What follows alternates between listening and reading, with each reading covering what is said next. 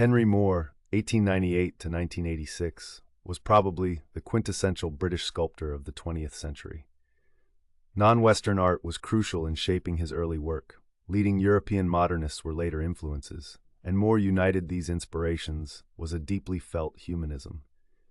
He returned again and again to the motifs of the mother and child and the reclining figure, and often used abstract forms to draw analogies between the human body and the landscape.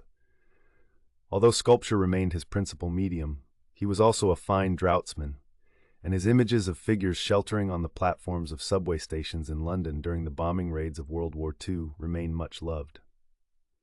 Today, few major cities are without one of his reclining figures, reminders that the humanity can rebound from any disaster. The foundation of Moore's proposition was direct carving, something he derived not only from European modernism, but also from non-Western art. Related to his commitment to direct carving was a belief in the ethic of truth to materials. This was the idea that the sculptor should respect the intrinsic properties of media like wood and stone, letting them show through in the finished piece.